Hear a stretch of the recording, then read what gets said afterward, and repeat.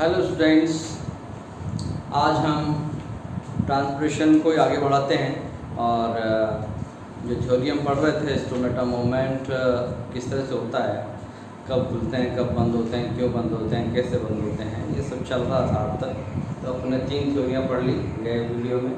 अब आज इस वीडियो में हम पढ़ेंगे चौथी इम्पोर्टेंट थ्योरी जो एक जापानी साइंटिस्ट ने दी है। उस थ्योरी को हम आगे बढ़ाते हैं और ये थ्योरी है potassium ion theory, active potassium ion transport theory. ये थ्योरी फ्यूजिनो 1967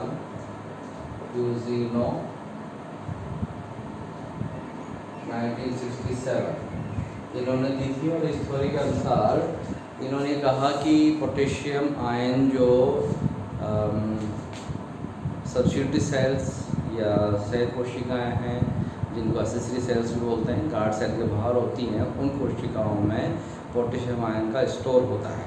वहाँ पे वो एकत्रित रहते हैं और उन पोटेशियम आयन के द्वारा ही फिर जब गार्ड सेल में इनका ट्रांसपोर्टेशन होता है, तो जिस तरह की उस प्रक्रिया को उन्होंने बताया, उसके आधार पर पोटेशियम आयन गार्ड सेल में जाकर के और ऑस्मोटिक प्रेशर बढ़ाते हैं और एटीपी भी इस प्रक्रिया में यूज़ होती है, इसलिए इसको उन्होंने एक्टिव ट्रांसपोर्ट बोला। तो फ्यूजिनो की जो एक्सपेरिमेंट थी, उनको दो साइंटिस्टों के समूह ने समर्थन दिया। एक तो सहाने एंड जेलिथ 1969। इन्होंने तो जो इलेक्ट्रिक प्रोब टेक्निक होती है, उससे देखा कि पोटेशियम आयन वास्तव में होते कहाँ हैं, कैसे ट्रांसपोर्ट कर रहे हैं। और दूसरा समर्थन किया गया था हम्बल और रेशियो, हम्बल एंड रशियाओ 1970। और इन्होंने cobalt, sodium cobalt nitrite dye technique इस्तेमाल की। और इस टेक्निक के द्वारा इन्होंने भी ये समर्थन किया कि पोटेशियम आयन कंसंट्रेशन जो होती है, पोटेशियम आयन कंसंट्रेशन होती है, वो एक्सेसरी सेल्स में उपलब्ध होती है और वहाँ से वो गार्ड सेल में जाते हैं। तो इन दोनों ग्रुप वाले साइंटिस्टों के समर्थन से फ्यूजन की थ्योरी आई थी, वो प्रूव हुई। और इस थ्योरी का किस तरह का पैटर्न होता है या प्रोसेस होता है, वो मैं आपको डिटेल में समझाता हूँ। एक्टिव ट्रांसपोर्ट होता है, ये मैंने बताया आपको। और इसमें जो एटीपी प्राप्त होती है, वो एटीपी साइक्लिक फोटोफॉस्फोराइलेशन और रेस्पिरेशन से जो उत्पन्न होने वाली एटीपी है या सिंथेसाइज हो रही है, वो एटीपी इसमें इस्तेमाल होती है। तो दूसरी बात, डे टाइम में जब इसका स्टडी किया जाता है, स्टोमेटा ओपन होते हैं या स्टोमेटा बंद होते हैं, तो यदि स्टोमेटा दिन में खुल रहे हैं तो उसका मतलब ये होगा कि फोटो एक्टिव है वो, और यदि वो नाइट में खुल रहे हैं तो स्कोटो एक्टिव हैं। तो स्कोटो मीन्स डार्क और फोटो मीन्स लाइट। तो दो तरह की टर्म इस्तेमाल होती है, photo active and scoto active. तो स्कोटो एक्टिव का भी एक अलग थ्योरी है, जिसका अपन क्लास की अध्ययन करते हैं, वो भी मैं अभी आपको बताऊंगा। परंतु इससे पहले अपन इसके शुरू कर देते हैं। और डे टाइम में जब स्टार्च से ऑर्गेनिक एसिड बनता है तो पीएच हाई होता है, तो वो किस तरह से प्रभाव डालता है, ये सब भी अपन देखेंगे। तो लाइट की प्रेजेंस है, इसमें लाइट की प्रेजेंस में पीएच हाई होगा और कार्बन डाइऑक्साइड कंसंट्रेशन कम होगी, लो। ऐसी स्थिति में जो स्टार्च है वो ऑर्गेनिक एसिड में कन्वर्ट हो जाता है और वो ऑर्गेनिक एसिड कौन सा है? Malic acid. Malic acid, malic acid 4 carbon compound होता है, जबकि स्टार्च कार्बोहाइड्रेट है, 6 कार्बन कंपाउंड है। तो मैलिक एसिड जब कैटेलाइज होता है तो ये तो उसमें टूटता है, कैटेलाइज, और ये तो बनाता है, एक तो एच आयन बनाता है और एक मैलिक आयन बनाता है, मैलिक आयन और एच आयन। ये सब चीज़ें कहाँ पर हो रही है? गार्ड सेल्स के अंदर। तो गार्ड सेल के अंदर लाइट की प्रेजेंस, पीएच हाई है, पीएच हाई कहने का मतलब नियर टू बेसिसिटी, यानी एसिडिटी से बेसिसिटी की तरफ जा रहा है, कार्बन डाइऑक्साइड कंसंट्रेशन कम है। ऐसी स्थिति में स्टार से ऑर्गेनिक एसिड बन रहा है, वो मैलिक एसिड। मैलिक एसिड 2 भागों में टूटता है, कैटेलाइज होता है, तो एच आयन बनते हैं और दूसरा बनता है मैलेट आयन। तो मैलेट आयन तो रह जाते हैं गार्ड सेल के अंदर ही, परंतु जो एच आयन है वो पंप में काम आते हैं, और वहाँ पर पोटेशियम आयन और एच आयन पंप बनता है, और इस पंप में जो ट्रांसपोर्टेशन होती है, एच आयन तो वापस गार्ड सेल से बाहर आ जाते हैं, पोटेशियम आयन एसिड सेल से गार्ड सेल के अंदर चले जाते हैं। तो potassium ion enter to guard cells and H ion exit to accessory cells, right. ये पंप बन गया, और ये अब देखिए आप, पोटेशियम आयन तो गार्ड सेल में एंटर ले चुके हैं और एच आयन accessory सेल में आ जाते हैं बाहर की तरफ। और ये अब यहाँ पर पोटेशियम आयन और मैलेट आयन पहले से उसमें हैं, और पोटेशियम आयन बाद में पहुँचे और मैलेट आयन पहले से उसमें गार्ड सेल में थे। ये दोनों मिल करके और ऑस्मोटिक प्रेशर बढ़ा देते हैं, ऑस्मोटिक प्रेशर राइज हो जाता है, और ऑस्मोटिक प्रेशर राइज हो जाता है तो एंड्रो ऑस्मोसिस होता है, यानी कि पानी की डिमांड हो जाती है, पानी उसमें आना शुरू हो जाता है और सेल टर्जिड हो जाती है, और टर्जिड हो जाती है तो वो टर्गर प्रेशर को इंक्रीज करती है। टर्गर प्रेशर इंक्रीज हुआ तो यहाँ पर स्टोमेटा ओपन हो जाते हैं, यानी कि पानी की मात्रा फुल हो जाती है और वो टर्जिडिटी दे करके स्टोमेटा ओपन कर लेते हैं। इस तरह से ये एक लाइट के टाइम पर जो प्रोसेस होता है स्टोमेटा ओपन करने का, इसलिए एक्टिव पोटेशियम आयन का इस तरह से रोल होता है, ये आप समझे। अब मैं डार्क मोड के लिए लेता हूँ। स्टोमेटा लाइट में तो खुल जाते हैं और अंधेरे में बंद कैसे हो जाते हैं, तो आप देखिए डार्क, अंधेरा है, तो ऐसी स्थिति में जो गार्ड सेल के अंदर एब्सिसिक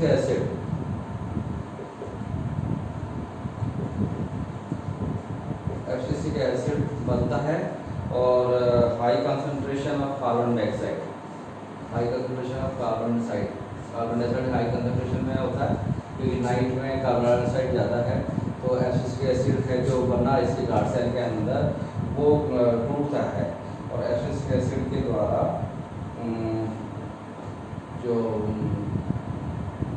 मैलिक एसिड बनता है टूटने पर, और पोटेशियम आयन जो इसमें होते हैं पहले से एक्सोस्मोसिस होता है, एक्सोस्मोसिस, और हाइड्रोजन आयन जो होते हैं एक्सेसरी सेल में वो एंटर टू गार्ड सेल,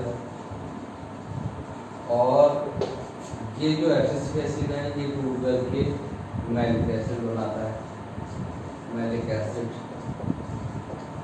और मैलिक एसिड जो होता है वो सिंथेसाइज होने के बाद स्टार्च में कन्वर्ट हो जाता है, स्टार्च बना लेता है, और स्टार्च बना लेता है तो यहाँ पर ऑस्मोटिक प्रेशर डाउन हो जाता है, समझ रहे हो आप मेरी बात। तो यहाँ मैलिक एसिड से स्टार्च बन रहा है, ना कि कार्बोहाइड्रेट। स्टार्च बनने से ये पॉलीमर जो बना है ये उदासीन रहता है, इसमें आयनाइजेशन नहीं हो रहा है, ना इसके मॉलिक्यूल टूट रहे हैं, और इस तरह से सॉल्यूट का जो रोल होता है वो नहीं कर पा रहे, और ऑस्मोटिक प्रेशर डाउन हो जाता है, और प्रेशर डाउन हो जाता तो यहाँ पर आप देखिए वाटर मॉलिक्यूल्स एक्सोस्मोसिस करते हैं, बाहर आ जाते हैं एक्सोस्मोसिस, और जो गार्ड सेल है वो फ्लैसिड हो जाती है, और फ्लैसिड होने से टर्गर प्रेशर जो है वो डाउन हो जाता है, और इसकी वजह से स्टोमेटा क्लोज हो जाते हैं, राइट। इससे पोटेशियम आयन का कंसंट्रेशन का प्रोसेस चलता रहता है। गार्ड सेल के अंदर जैसे ही गार्ड सेल में एसिटिक एसिड बन करके मैलिक में कन्वर्ट हो रहा है, उसी वक्त पोटेशियम आयन का एक्सोस्मोसिस हो जाता है, गार्ड सेल से बाहर एसिडिक सेल्स में आ जाते हैं, और एसिडिक सेल में आकर के वहाँ से एच आयन वापस गार्ड सेल में एंटर हो जाते हैं। तो एच आयन और मेलेट आयन दोनों मिल करके मैलिक एसिड बना लेते हैं, और मैलिक एसिड बनकर वो स्टार्च में कन्वर्ट हो जाता है, स्टार्च फिर से उसको प्रेशर डाउन हो जाता है, और एक्सोस्मोसिस के द्वारा पानी बाहर निकल जाता है, तो एसिड हो जाती है सेल, टर्गर प्रेशर डाउन हो गया, और पानी फाइनली स्टोमेटा क्लोज हो जाते हैं। तो ये पोटेशियम आयन थ्योरी आपको समझ में आई होगी। अब हम नेक्स्ट थ्योरी लेते हैं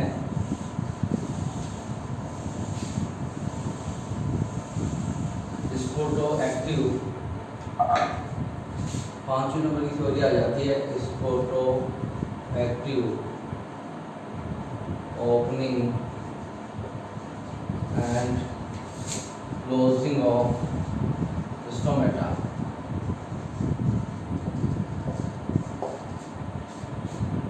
स्कोटो मीन्स मैंने अभी थोड़ी देर पहले भी बताया कि स्कोटो क्या होता है। Scoto means dark. स्कोटो जो रात को एक्टिव होते हों ऐसे स्टोमेटा स्कोटो एक्टिव कहलाते हैं। क्रेसुलेसी फैमिली जो गूदेदार प्लांट्स हैं, जीरोफाइटिक प्लांट्स होते हैं गूदेदार, जिनकी पत्तियाँ बहुत गूदेदार होती है और उनके जो लोअर एपिडर्मिस होती है उस पर स्टोमेटा होते हैं। ऐसी कोशिकाओं में या ऐसे प्लांट्स के अंदर रात्रि में स्टोमेटा खुलते हैं और डे टाइम में बंद रहते हैं। तो इन प्लांट्स को स्कोटो एक्टिव प्लांट्स भी बोलते हैं, और इनमें जो प्रोसेस होता है स्टोमेटल मूवमेंट का वो आपको मैं समझाता हूँ। और इसके बेस्ट एग्जांपल क्रेसुलेसी फैमिली, क्रेसुलेसी, और एग्जांपल में इस फैमिली के ओपनशिया है। ओपनशिया को हिंदी में बोलते हैं नागफनी, नागफनी। और दूसरा है ब्रायोफिलम, पत्थर चट्टा। ये प्लांट जो हैं गूदेदार प्लांट हैं, और इनमें किस तरह के scotoactive opening of stomata पाई जाती है, यानी कि स्कोटो एक्टिव प्लांट्स हैं। अब इनमें होता कैसे है कि ये स्टोमेटल मूवमेंट कैसे करते हैं, तो उसको मैं आपको समझने की कोशिश करता हूँ कि इसमें क्या प्रोसेस रहता है। तो स्टार्च जो होता है डार्क में, स्टार्च वो डार्क में ऑर्गेनिक एसिड में बदलता है। डार्क तो ऑर्गेनिक एसिड में कन्वर्ट होता है, और ऑर्गेनिक एसिड जो होता है वो मैलिक एसिड। और यहाँ पर होता क्या है कि इनकम्प्लीट ब्रेकडाउन होता है, incomplete breakdown of the starch. Night के टाइम में इसका पूर्ण ब्रेकडाउन नहीं होता है, और मोस्टली एनारोबिक कंडीशंस होती हैं। तो एनारोबिक कंडीशंस का मतलब ये होता है कि जब ऑक्सीजन आपको नहीं मिल रही हो, ऐसी स्थिति में आप बाहर से जो एटमॉस्फेयर को ऑक्सीजन जो मिल नहीं रही है और आप सेल्स में स्टार्स को ऑर्गेनिज्म में कन्वर्ट कर रहे हैं, तो ऐसी स्थिति में मॉलिक्यूलर ऑक्सीजन जो होती है साइटोप्लाज्म के अंदर उपलब्ध, वो ही इस प्रोडक्ट के साथ रिएक्शन करके और ऑर्गेनिक एसिड बनाती है। तो इसके लिए मैं आपको रिएक्शन देता हूँ C6H12O6। ये कार्बोहाइड्रेट का फॉर्मूला होगा 2 मॉलिक्यूल इसके लिए, और 3 ऑक्सीजन मॉलिक्यूलर साइटोप्लाज्म में अंदर जो ऑक्सीजन उपलब्ध है उसकी बात कर रहा हूँ।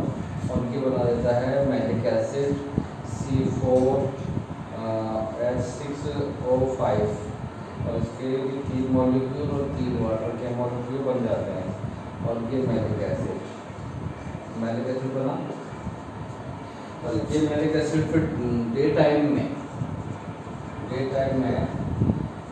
मैलिक एसिड जो बना क्या है formula C4 H6O5 plus oxygen CO2 और ये कन्वर्ट हो जाता है 4 कार्बन डाइऑक्साइड की मॉलिक्यूल प्लस वाटर मॉलिक्यूल। ये कार्बन डाइऑक्साइड डे टाइम में बसती है, जबकि नाइट में ऑलरेडी जो अंदर कार्बन डाइऑक्साइड रह जाती है उसी से रिएक्शन होता है।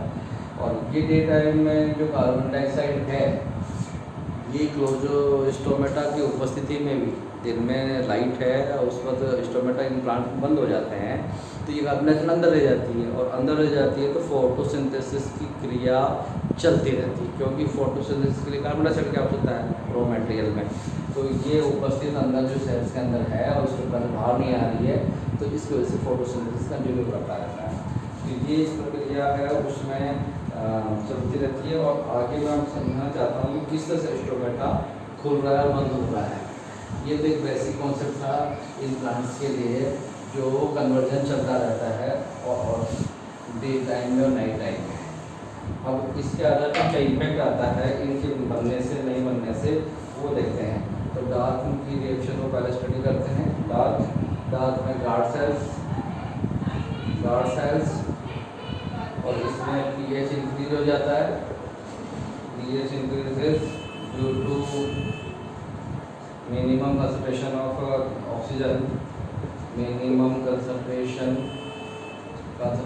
ऑफ ऑक्सीजन की कम से कम कंसंट्रेशन की वजह से हो जाता है क्या, pH। और यहाँ पे फिर anaerobic means absence of oxygen, anaerobic conditions और कार्बोक्सिलेज एंजाइम की मदद से फॉस्फोइनोल पायरुवेट बनता है। फॉस्फोइनोल पायरुवेट PEP जिसको बोलते हैं, आपको ध्यान आता हो तो रेस्पिरेशन में जो प्रोडक्ट बन रहा होता है PEP बनता है। और ये PEP है जो फिर एंजाइम PEP कैटालिस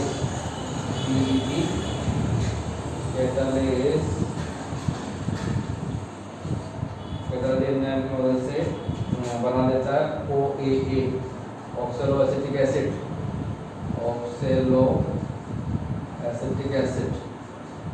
और ये ऑक्सलो एसिटिक एसिड है जो बना ये डिहाइड्रोजनेज एंजाइम से, डिहाइड्रोजनेज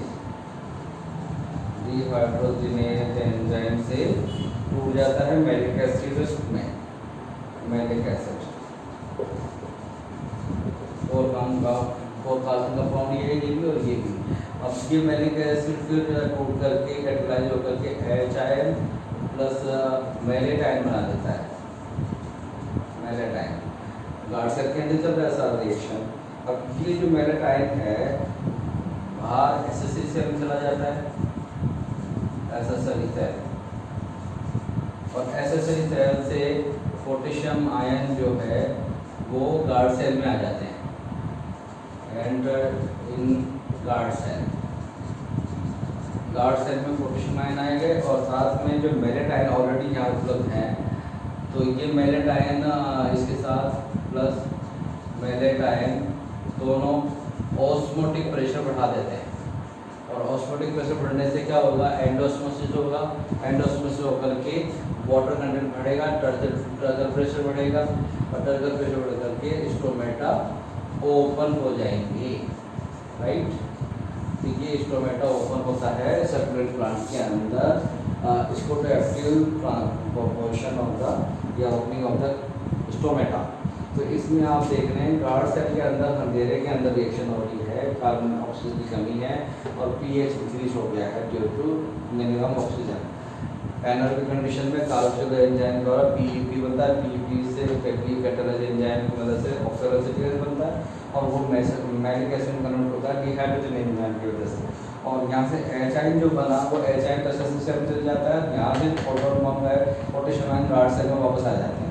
और यहाँ जो पहले से गार्ड सेल में मैग्नेट पड़े हुए हैं मिलकाइन, वो दोनों मिलकर के ऑस्मोटिक प्रेशर बढ़ा देते हैं, और ऑस्मोटिक प्रेशर बढ़ जाता है तो टर्गुलर प्रेशर भी बढ़ेगा, यानी कि एंडोसल्फान होगा, पानी की मांग बढ़ जाएगी, पानी आना शुरू हो जाएगा, और वो सेल में टर्जिडिटी बढ़ते ही स्टोमेटा ओपन हो जाएंगे ड्यूरिंग द नाइट। ये प्रोसेस होता है सब्सट्रेट प्लांट्स के अंदर। और ऐसा ही यदि इसका रिवर्स है तो वो है डे टाइम में, उसमें स्टोमेटा क्लोज हो जाते हैं। उसको मैं आपको समझने की कोशिश करता हूँ। उसका क्या रहता है डे टाइम में, डे टाइम यानी कि लाइट, जब लाइट है डे टाइम में कैसे क्या करना पड़ा है, ऑर्गेनिक एसिड जो था, चाहे ऑक्सैलिक एसिड हो या फिर एमिनो एसिड हो, तो ऑर्गेनिक एसिड है जो डिहाइड्रोजनेज एंजाइम, सॉरी डिकार्बोक्सिलेशन